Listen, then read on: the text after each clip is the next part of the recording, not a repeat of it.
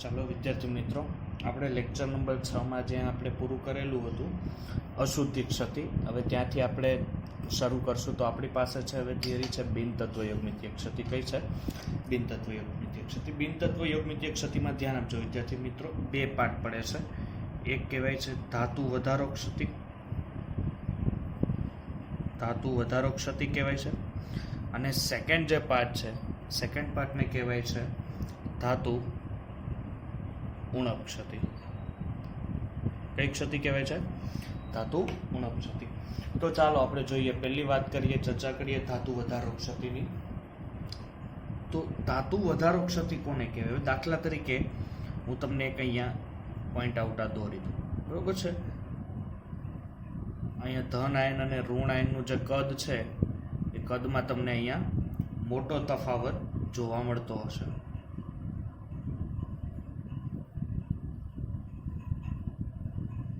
Okay, તો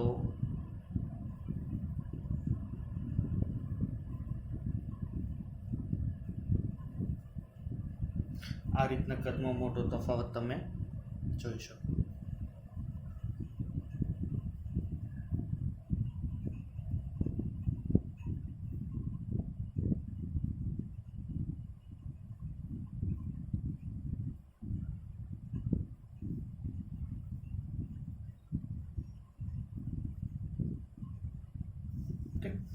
ચાલો હવે ધ્યાન આપજો અહીંયા કે દાખલા તરીકે આ જે તમે સ્ટ્રક્ચર લીધું ને એનઆઈએન છે. શું છે? એનઆઈએન. હવે એનઆઈન છે એટલે કે આપણે એમ કહી શકીએ કે ઋણ આયન, ફક્ત ઋણ આયને જ ક્ષતિ ઉદ્ભવે. કયા આયને? ઋણ આયને જ ક્ષતિ ઉદ્ભવે છે. દાખલા તરીકે આ જે તમે સ્ફટિક લીધો ને, એ સ્ફટિક તમે કાં તો NaCl નો લઈ શકો, કાં તો KCl નો સ્ફટિક તમે લઈ શકો ને એમાં ક્ષતિ જોવા મળે. હવે તમારે શું કરવાનું છે કે આ જે સંયોજન છે, દાખલા તરીકે તમે NaCl લીધું. હું લીધું છે NaCl. હવે દાખલા તરીકે આ જે આખો સ્ફટિક છે જેમાં પ્લસ ઓર માઇનસ આયનો છે, આ સ્ફટિકને તમારે શું કરવાનું છે? સોડિયમની બાષ્પના વાતાવરણમાં, ધ્યાન આપજો, સોડિયમની બાષ્પના વાતાવરણમાં લઈ જવાનું છે. રેડી? હવે સોડિયમની બાષ્પના વાતાવરણમાં લઈ જાઓ ને એટલે અહીંથી શું થશે કે અહીંયા જે માઇનસ ચાર્જ હોય એ માઇનસ ચાર્જ એટલે કે ક્લોરીન પોતાનો ચાર્જ છે એ ગુમાવે. એટલે ક્લોરીન કેવો બને? માઇનસ બને, Cl માઇનસ બનશે અને સપાટી ઉપર પ્રસરણ પામે એટલે ઇલેક્ટ્રોન અહીંયા જાય. બરોબર છે? અહીંયા સપાટી ઉપર એ પ્રસરણ પામે ને ઇલેક્ટ્રોન ત્યાં જાય. અને તમે કોની બાષ્પ રાખી લેતી? સોડિયમ. સોડિયમની બાષ્પ એટલે સોડિયમ પોતે શું કરે? એક ઇલેક્ટ્રોન ગુમાવે અને Na પ્લસ બને. એટલે અહીંયા એક ઇલેક્ટ્રોન ગુમાવ્યો એટલે અહીંયા ક્લોરીન આવી જાય અને અહીંયા કોણ આવી જાય? સોડિયમ આવી જાય. એ સોડિયમ તમને ક્યાંથી વિદ્યાર્થી મિત્રો જોવા મળે છે કે અમે સોડિયમની બાષ્પના વાતાવરણમાં આ સ્ફટિકને તમે મૂક્યો હતો એટલે અહીંયા તમને સોડિયમ જોવા મળ્યો. અને આ સોડિયમ જે Na પ્લસ છે એ શું કરશે? જે ક્લોરીને પોતાનો એક ઇલેક્ટ્રોન ગુમાવેલો છે ઇલેક્ટ્રોન સાથે સંયોજાય. અને સંયોજાય એટલે શું થશે કે સોડિયમ ધાતુ નો શું જોવા મળ્યો? વધારો જોવા મળ્યો. એટલે આપણે એને શું કહીશું? ધાતુ વધારો. ધ્યાન આપજો, વધારો ક્યાંથી થાય કે તમે એને બાષ્પના વાતાવરણમાં મૂક્યો છે, સોડિયમ પોતે એક ઇલેક્ટ્રોન ગુમાવે છે અને એક ઇલેક્ટ્રોન ગુમાવતા હોવાને કારણે આ શું થશે કે ઉપર આખા સ્ફટિકની ઉપર સોડિયમ અણુ આવી જાય અને સોડિયમ અણુ આવી જાય એટલે આપણે એમ કહી શકીએ કે એની ધાતુમાં શું થયો? વધારો થયો. હવે જો આવી રીતના અહીંયા જે આ ખાલી સ્થાન પડે ને, આ ખાલી સ્થાનમાં હવે શું હશે? અયુગ્મિત ઇલેક્ટ્રોન હાજર હશે. કેવા? અયુગ્મિત ઇલેક્ટ્રોન. અને કોઈ પણ અયુગ્મિત ઇલેક્ટ્રોન હાજર હોય ને એટલે તમને કોઈ ચોક્કસ રંગ આપે છે. શું આપે વિદ્યાર્થી મિત્રો? કોઈ ચોક્કસ તમને રંગ આપે છે. કોઈ ચોક્કસ રંગ આપે છે. અને આ જે શબ્દ છે આને F કેન્દ્ર કહેવાય. શું કહેવાય? F કેન્દ્ર. આ ધ્યાન આપજો, આને F કેન્દ્ર કહેવાય. F કેન્દ્ર જર્મન શબ્દ ફ્રેબેન સેન્ટર. ધ્યાન આપજો, ફ્રેબેન સેન્ટર, જેને આપણે કહી શકીએ રંગીન કેન્દ્ર. શું કહી શકીએ એને?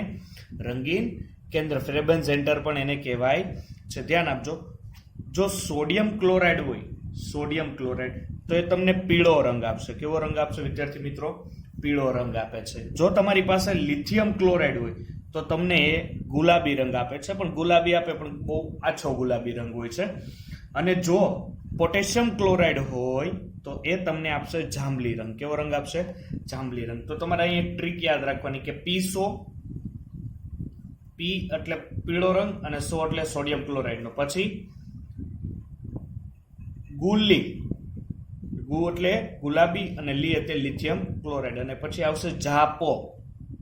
શું આવશે? જાપો. તો જા એટલે જાંબલી અને પો એટલે પોટેશિયમ ક્લોરાઇડ. તો આપણે એમ કહી શકીએ જાપો ખોલીને ગુલ્લી મારીને પીસો. હું યાદ રાખજો, જાપો ખોલી ગુલ્લી મારી પીસો, જાપો ખોલી ગુલ્લી મારી પીસો. બરોબર છે? આ રીતના તમારે યાદ રાખવાનું છે. હવે એક તમને બીજું હું કહું, દાખલા તરીકે તમારી પાસે ધાતુ વધારો ઉણપ જે આંતરાલીય સ્થાન પરના વધારાના ધન આયનને કારણે હોય છે.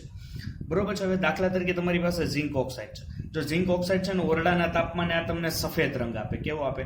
સફેદ. હવે આને તમે હીટ કરો એટલે Zn+2 પોતે 2 ઇલેક્ટ્રોન ગુમાવે, 1/4 એટલે અહીંયા એક ઓક્સિજન છે, એક ઓક્સિજન છૂટો પાડી દીધો અને શું કરે? 2 ઇલેક્ટ્રોન ગુમાવે. અને જ્યારે આ ઇલેક્ટ્રોન ગુમાવી દે અને બીજા કોઈ ઝિંકના ધાતુ ઉપર જ્યારે તમને રચાય ત્યારે ખાલી સ્થાન ઉપર ઇલેક્ટ્રોન હોય અને આ અયુગ્મિત ઇલેક્ટ્રોન તમને કેવો રંગ આપે?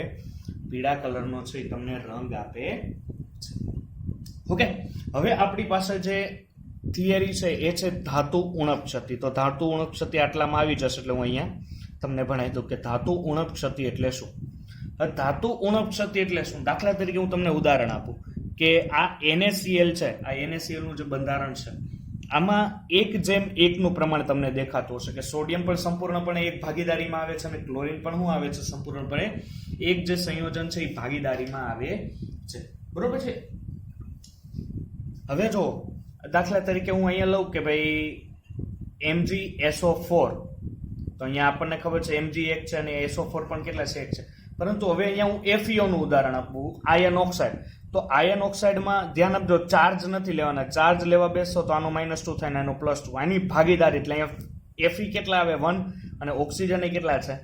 1 છે. હવે દાખલા તરીકે જો આ રીતનું સંયોજન હોય કે Fe 0.95 અને O, એટલે અહીંયા Fe કમ્પલસરી કેટલો આવવો જોઈએ વિદ્યાર્થી મિત્રો?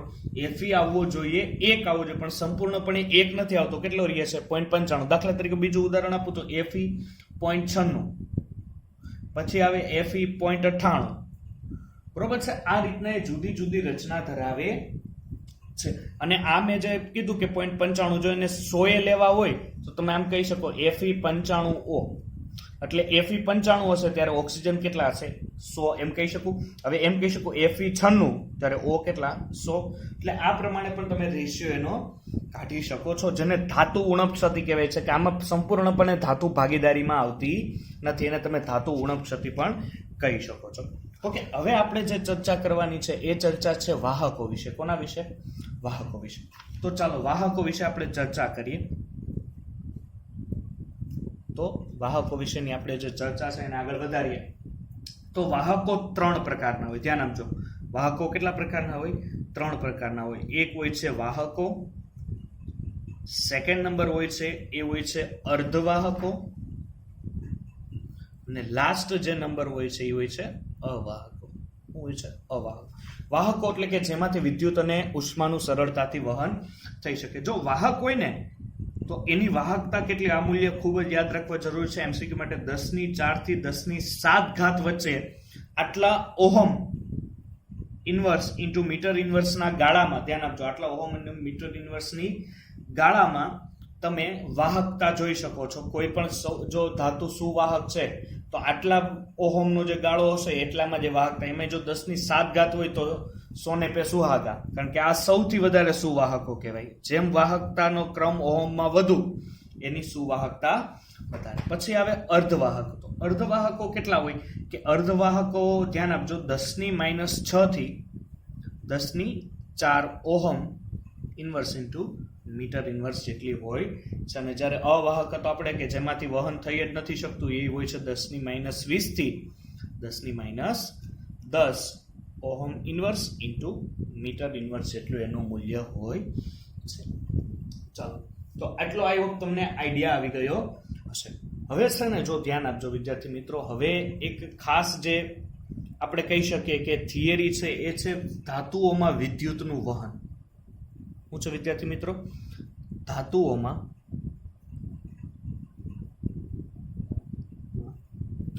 વિદ્યુતનું વહન. ધ્યાન આપજો, ધાતુઓમાં વિદ્યુતનું વહન એ કઈ રીતે સમજી શકાય? તો દાખલા તરીકે હું જો તમને ધાતુઓમાં વિદ્યુતનું વહન તમને સમજાવું તો હું પહેલા એક પોઈન્ટ આઉટ કરીશ અહીંયા, કે અહીંયા દાખલા તરીકે આ તમારું પ્રોટોનનું કેન્દ્ર છે.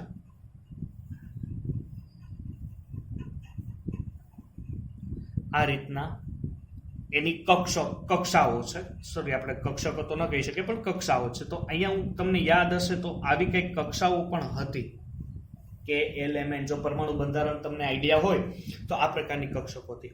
હવે દાખલા તરીકે હું તમને અહીંયા ઉદાહરણ આપું છું કે અહીંયા જે તમારો ઇલેક્ટ્રોન છે એ અત્યારે m માં છે. ક્યાં છે? m માં છે. તો લાસ્ટ ઇલેક્ટ્રોન m માં છે. ક્યાં છે? m માં. તો હું m ને શું કહી શકું? તો તમને તરત આઈડિયા આવી જશે કે સર તમે m ને કહી શકો સંયોજકતા કક્ષા. કેવી?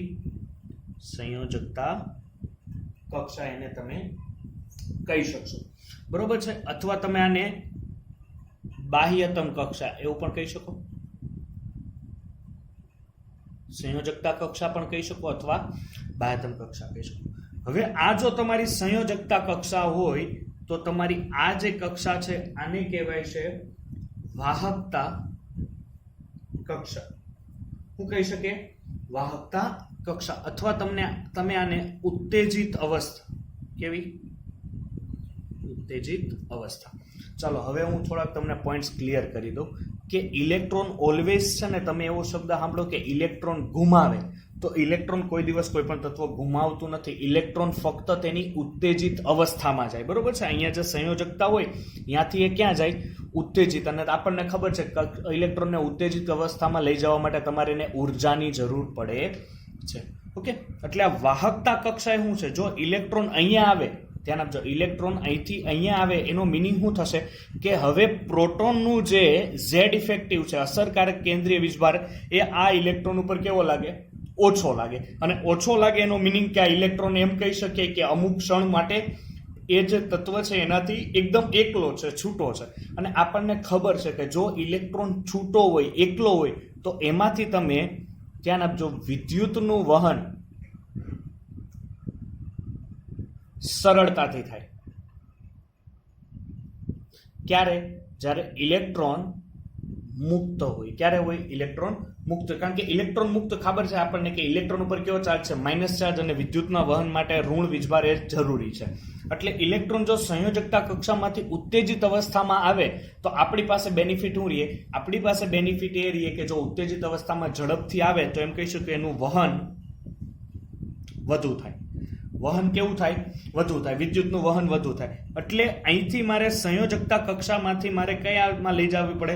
ઉત્તેજિત અવસ્થામાં જો મારે ઇલેક્ટ્રોન લઈ જવો હોય તો મારે એને ઉર્જા આપવી પડે, તો હું એને ઉત્તેજિત અવસ્થામાં સરળતાથી લઈ જઈ શકીશ. હવે આ જે સંયોજકતા કક્ષા અને વાહકતા કક્ષા છે, આ બે વચ્ચેનું જે અંતર છે, ધ્યાન આપજો, આ બે વચ્ચેનું જે અંતર છે આને કહેવાય છે શક્તિ ગેપ. શું કહેવાય છે? શક્તિ ગેપ. જેને તમે એનર્જી ગેપ, ઇંગ્લિશમાં એનર્જી ગેપ, અને અથવા તમે એને પટ પણ કહી શકો. ધ્યાન આપજો, 3 નામ પડે છે અત્યારે. શક્તિ ગેપ, ઇંગ્લિશમાં એનર્જી ગેપ એટલે એક જ થયું, અને બીજું પટ. અને આ પટને તમે બીજો હજી એક નામ આપી શકો, વાહકતા પટ. કયો? વાહકતા પટ. કારણ કે આ ઇલેક્ટ્રોન અહીંથી જાય ત્યારે આની વાહકતા વધે છે, એટલે આ ઇલેક્ટ્રોન તમે શું કહી શકો? એને વાહકતા પટ કહી શકો. તો અહીંયા ધ્યાન આપજો, હું અહીંયા ઉપર છે ને દોરું છું, એ છે વાહકતા કક્ષા. કઈ છે? વાહકતા કક્ષા. ઓકે, અહીંયા ઉપર વાહકતા કક્ષા છે અને નીચેના ભાગમાં જે છે એ છે સંયોજકતા કક્ષા. કઈ છે? સંયોજકતા કક્ષા. એટલે તમારે એમ ને આ સમજવાનું છે ને આ શું છે? તમારો એન. એટલે અહીંથી અહીંયા જવાનો છે ઇલેક્ટ્રોન. એટલે તમને આઈડિયા આવી ગયો આ કક્ષકથી આ કક્ષક. કારણ કે બુકમાં જે પ્રમાણે તમને આ ચર્ચા કરી એટલે મારે તમને આ સમજાવવું ઇમ્પોર્ટન્ટ છે. કારણ કે આ જો તમને ભેજામાં ઉતરું તો આ સરળતાથી ઉતરી જશે. ચાલો હવે અહીંયા આપણે જો 3 એના અલગ અલગ ભાગ લેવાના છે અને 3 ભાગ આપણે સમજવાના છે. એમાંથી પ્રથમ જે ભાગ છે એની વિદ્યાર્થી મિત્રો આપણે ચર્ચા કરીએ. તો પ્રથમ જે ભાગ છે કે આ રીતનો છે. હવે તમારો આ છે એ ઉપરનો ભાગ છે એ કયો છે? વાહકતા કક્ષા. અને નીચેનો ભાગ છે એ કયો છે? સંયોજકતા કક્ષા. એટલે હું ખાલી અહીંયા આપી દઉં એમ અને એન, જે તમને આઈડિયા આવે. હવે ઇલેક્ટ્રોન તમારો ક્યાં છે અત્યારે? સંયોજકતા કક્ષામાં છે. ક્યાં છે? સંયોજકતા. હવે સંયોજકતા કક્ષામાંથી એને ક્યાં જવાનું છે? વાહકતા કક્ષામાં. હવે જો ધ્યાન આપો તો આ બે કક્ષકો છે, કક્ષાઓ છે, એ કેવી છે? એકબીજાની એકદમ પાસ પાસે. એટલે અહીંયા તમે થોડીક એવી હીટ આપશો એટલે એ ક્યાં વયો જશે? સંયોજકતા કક્ષામાંથી તરત જ ક્યાં વયો જશે? વાહકતા. એટલે ઝડપથી વાહકતા કક્ષામાં જાય છે, અને ઝડપથી વાહકતા કક્ષામાં જતો હોય તો એમાં વહનાંક અથવા આપણે એમ કહી શકીએ વાહક તરીકે કેવા હોય? વધુ વાહક તરીકે હોય. અને વધુ વાહક તરીકે હોય તો એ કયા પ્રકારના હશે? લગભગ ધાતુઓ હોય છે. કેવા હોય છે? ધાતુ હોય, કે જેમાં આપણને ખબર છે કે ધાતુઓમાં એનું વિદ્યુતનું વહન કેવું હોય છે? ઝડપી હોય છે. હવે દાખલા તરીકે આપણે સેકન્ડ નંબરનું ઉદાહરણ લઈએ. જો સેકન્ડ નંબરનું ઉદાહરણ હું જો તમને આપું તો અહીંયા ધ્યાન આપજો, શક્તિ ગેપ કેવો હતો? ખૂબ જ ઓછો હતો. બરોબર છે. હવે અહીંયા આપું છું હું તમને આ રીતનું સંયોજન છે, જેમાં શક્તિ ગેપ છે ઈજી છે, અને ઘણીવાર ઈજી પણ કહેવામાં આવે છે, એનર્જી ગેપ. બરોબર છે. હવે અહીંયા તમારી પાસે આ શું છે વિદ્યાર્થી મિત્રો? આ છે વાહકતા કક્ષા, અને એટલે ધ્યાન આપજો આટલો જે ભાગ છે એ વચ્ચેનો આ ભાગ થશે. ઇલેક્ટ્રોન અહીંયા છે, અહીંથી એને વાહકતા કક્ષામાં. તો શું આ વહનાંક આની જેટલા તમે ઉર્જા આપો એટલી જ ઉર્જામાં આ ઉપર વહી જશે? નહીં. તમારે આની સાપેક્ષે ઉર્જા કેવી આપવી પડશે? વધારે આપવી પડશે, કારણ કે અહીંયા શક્તિ ગેપ છે, શક્તિ ગેપ વધુ છે. કેવો છે? ખૂબ વધારે છે. અને એને કારણે આપણે એમ કહી શકીએ કે ઇલેક્ટ્રોન સરળતાથી જઈ શકે છે. ઇલેક્ટ્રોન સરળતાથી જાય, પરંતુ આના જેટલો એનો વહનાંક ન આવે, એટલે આને હું એક શબ્દ કહી શકું કે આ અર્ધવાહકો છે. કેવા છે? અર્ધવાહકો છે. થોડુંક જ વહન, કારણ કે તમારે ઉર્જા કેવી આપવી પડે? વધારે આપવી પડે ઉર્જા. બરોબર છે. હવે લાસ્ટ જે આપણી પાસે છે એ કંઈક આ રીતનું છે, કે અહીંયા હવે તમે જોઈ શકો છો, અહીંથી તમને તરત જ આઈડિયા આવી ગયો કે દાખલા તરીકે આ છે તમારી પાસે વાહકતા પટ છે, વાહકતા કક્ષા છે, અને આ છે તમારી પાસે સંયોજકતા કક્ષા છે. હવે અહીંથી ઇલેક્ટ્રોનને તમારે એટલા છે કે અંતરે ટ્રાન્સફર કરવું છે, તો આટલું બધું અંતર કોઈ દિવસ ટ્રાન્સફર ઇલેક્ટ્રોનનું થતું નથી. અને અહીંયા ઉર્જા ગેપ કેવો છે? ખૂબ વધુ છે.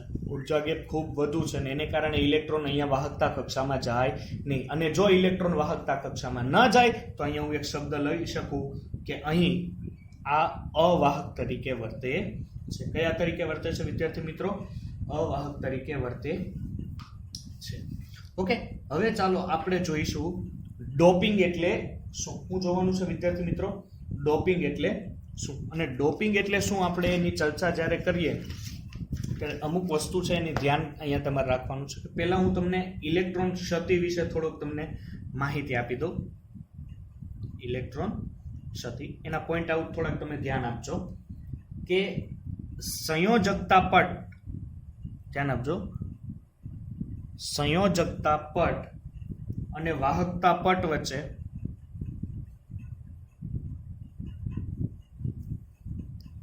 અંતર ઓછું હોવું જોઈએ. અંતર કેવું હોવું જોઈએ? સંયોજકતા પટ અને વાહકતા પટ વચ્ચેનું અંતર ઓછું હોવું જોઈએ. તાપમાનના વધારા કરતા વિદ્યુતીય વાહકતા ઘટે. જો તમે ટેમ્પરેચર વધારશો તો વિદ્યુતની વાહકતા ઘટી જશે. એટલે T proportional to 1 વિદ્યુત વાહકતા. પછી ત્યારબાદ છે કે સિલિકોન અને જર્મેનિયમ એ આંતરાલીય અર્ધવાહકો છે, અથવા આંતરિક અર્ધવાહકો છે. કેવા છે? આંતરિક અર્ધવાહકો. જો ધ્યાન આપજો, અશુદ્ધિ ક્ષતિ થાય છે ડોપિંગ અશુદ્ધિ ઉમેરવાથી. બરોબર છે. ડોપિંગ જો તમે કરો તો અશુદ્ધિ ક્ષતિ અને અશુદ્ધિ ઉમેરવાથી ક્ષતિ થાય છે. તો ડોપિંગ એટલે શું? તો ડોપિંગ ઉપર પાછા બે એના અલગ અલગ ભાગ પડે. ધ્યાન આપજો, ડોપિંગ એટલે શું? એનીમાં આપણે જો એક આવે ઇલેક્ટ્રોન સમૃદ્ધ અશુદ્ધિ, અને એક આવે ઇલેક્ટ્રોન ઉણપ અશુદ્ધિ. ઓકે. એક ઇલેક્ટ્રોન સમૃદ્ધ અશુદ્ધિ આવે ને એક ઇલેક્ટ્રોન. હવે ધ્યાન આપજો કે 4 થી વધુ ઇલેક્ટ્રોન હોય ત્યારે આ ક્ષતિ જોવા મળે. 4 થી ઓછા ઇલેક્ટ્રોન હોય ત્યારે તમને આ ક્ષતિ જોવા મળે છે. તો અહીંયા ઉપર ચર્ચા ઉપર થોડુંક ધ્યાન આપજો કે દાખલા તરીકે તમારી પાસે ફોસ્ફરસ અને આર્સેનિક છે.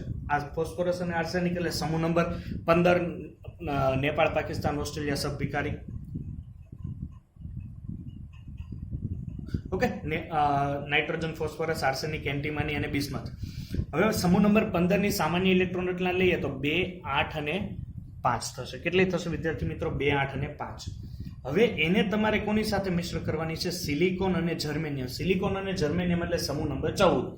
સમૂહ નંબર 14 હોય એટલે 2, 8 અને 4. શું આવશે વિદ્યાર્થી મિત્રો? 2, 8 અને 4. હવે આના ઉપર તમે જ્યારે આને ફોસ્ફરસ, દાખલા તરીકે ઉદાહરણ આપું કઈ રીતે થાય કે આ છે સિલિકોન છે. હવે એના ઉપર તમારે શું કરવાનું છે વિદ્યાર્થી મિત્રો? એના ઉપર તમારે ડોપિંગ કરવાનું છે ફોસ્ફરસ, એટલે ફોસ્ફરસ અથવા આર્સેનિક છે એના ઉપર ડોપિંગ કરવાનું છે સિલિકોન અથવા જર્મેનિયમ, એટલે મિશ્ર ધાતુ જેવું બનાવવાનું છે. જ્યારે તમે ડોપિંગ કરો છો ત્યારે બધા ઇલેક્ટ્રોન સિમિલર થાય છે એક પોઈન્ટ ઉપર, 2, 8, 8, પણ આ ઇલેક્ટ્રોન છે એ સિમિલર થતા નથી. ધ્યાન આપજો. અહીંયા શું થાય છે કે 5 કરો ને 4 કરો તો અહીંયા શું થાય? એક ઇલેક્ટ્રોન વધે, એટલે અહીંયા ઇલેક્ટ્રોનનો વધારો થાય છે. શું થાય છે? ઇલેક્ટ્રોનનો વધારો થાય છે. અને ઇલેક્ટ્રોનનો જો તમને વધારો જોવા મળતો હોય તો આપણે એમ કહી શકીએ કે આ ઋણભારિત છે. એવો શબ્દ હું વાપરી શકું કે ઋણભારિત છે. ઓકે, હવે ઋણભારિત છે એટલે અહીંયા મેં એ શબ્દ વાપર્યો કે ભાઈ આ ઋણભારિત છે, એટલે હું આને એમ પણ કહી શકું કે આ એન ટાઈપ છે, નેગેટિવ ટાઈપ છે. કેવો છે? નેગેટિવ ટાઈપ છે. હવે દાખલા તરીકે હું અહીંયા જો ચર્ચા કરતો હોય હવે કે 4 થી ઓછા ઇલેક્ટ્રોન, ઉણપ આવી જોઈએ, ઇલેક્ટ્રોનની શું આવી જોઈએ? ઉણપ. તો અહીંયા દાખલા તરીકે હું સિલિકોન લઉં, જર્મેનિયમ લઉં, અહીંયા 2, 8 અને 4 આવે. તો હવે મારે અહીંયા 5 ન લેવાય, બરોબર છે? તો મારે અહીંયા ડોપિંગ કરવું હોય તો આનાથી 4 થી ઓછા ઇલેક્ટ્રોન ધરાવતો હોય એવો કોણ હોય? તો બોરોન અને એલ્યુમિનિયમ હોય. તો અહીંયા લઉં 2, 8 અને 3.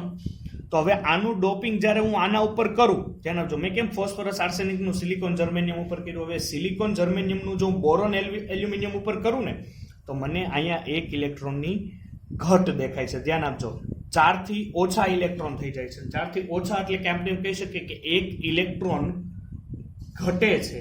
અને ઇલેક્ટ્રોન ઘટતો હોય તો આપણે એને કહી શકીએ ધનભારિત. ઇલેક્ટ્રોન ઘટે ક્યારે? કે જે ઇલેક્ટ્રોન ગુમાવે, ઇલેક્ટ્રોન ગુમાવેલા હોય, ઓછા ઇલેક્ટ્રોન ત્યારે ઇલેક્ટ્રોનની ઘટ, એટલે ધનભારિત. અને ધનભારિત હોય તેને આપણે એને પી ટાઈપ એટલે કે પોઝિટિવ ટાઈપ છે એ આપણે એને કહી શકીએ. હવે ધ્યાન આપજો, આ એન ટાઈપ છે, આ એન ટાઈપ છે અને આ પી ટાઈપ છે. એનો ઉપયોગ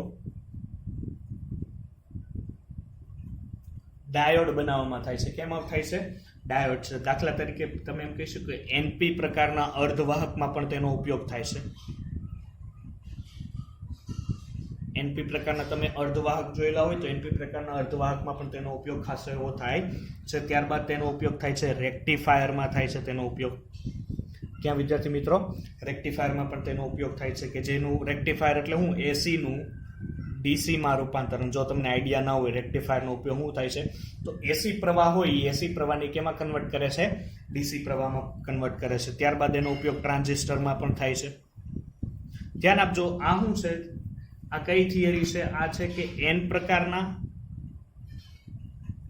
અને પી પ્રકારના જે અર્ધવાહકો છે એ અર્ધવાહકોના ઉપયોગોનું છે. ટ્રાન્ઝિસ્ટરમાં ઉપયોગ થાય છે. ત્યારબાદ તમે એનો ઉપયોગ એનપીએન અથવા પીએનપી, ધ્યાન આપજો, એનપીએન અથવા પીએનપી ટ્રાન્ઝિસ્ટરમાં પણ તેનો ઉપયોગ કરો છો. ત્યારબાદ ફોટોડાયોડમાં પણ તેનો ઉપયોગ કરી શકો. ધ્યાન આપજો, બધા જ ઉપયોગો ખૂબ મહત્વના છે. ફોટોડાયોડમાં શું ઉપયોગ થાય કે પ્રકાશ ઉર્જાનું વિદ્યુત ઉર્જામાં રૂપાંતરણ થાય. કેમાં? પ્રકાશ ઉર્જાનું વિદ્યુત ઉર્જામાં રૂપાંતરણ થાય છે. પ્રકાશ ઉર્જાનું વિદ્યુત રૂપાંતરમાં કરી શકો. દાખલા તરીકે ગેલિયમ છે અને આર્સેનિક છે, આ એક અર્ધવાહકો છે. એલ્યુમિનિયમ, ફોસ્ફરસ છે, આ પણ એક અર્ધવાહક છે. ઇન્ડિયમ અને એન્ટીમની છે, આ પણ કેવા છે? એક પ્રકારના આપણે કહી શકીએ કે અર્ધવાહકો તરીકે પણ વર્તે છે. અને આ છે ઝડપી પ્રતિભાવ આપે છે. ઝડપી પ્રતિભાવ એટલે ઇન્સ્ટન્ટ રિએક્શન. આનો ઉપયોગ ખાસ કરીને મોબાઈલની જે ડિસ્પ્લે હોય એમાં તમે ઉપયોગ કરી શકો ગેલિયમ આર્સેનિકનો. કેમ? જેવું તમે ટચ કરો એટલે તરત જ તમને ઇન્સ્ટન્ટ રિપ્લાય આપે. ખબર આપણને કોઈ પણ ટીવી છે કે જ્યારે મોબાઈલની સ્ક્રીન તૂટે એમાં એક લિક્વિડ પ્રકારનું તમને ભાગ જોવા મળે, અથવા એક કોલગેટ જેવું એક એમાલગમ તમને જોવા મળે, એ આનું હોય છે. કારણ કે ઝડપી પ્રતિભાવ માટે એક સારું એવું ઓળખીતું એક સંયોજનો છે જે તમને ખૂબ ઝડપથી તમને ઉપયોગમાં આવી શકે છે. હવે અહીંયા જે અમુક એવા સંયોજનો છે જે અર્ધવાહકો તરીકે વર્તે છે એની હું તમને અહીંયા ચર્ચા કરું. તો એમાં આવે ટિટેનિયમ ઓક્સાઇડ છે, પછી છે ક્રોમિયમ ઓક્સાઇડ છે, પછી એક છે રેહેનિયમ ઓક્સાઇડ છે. શું છે? રેહેનિયમ ઓક્સાઇડ છે.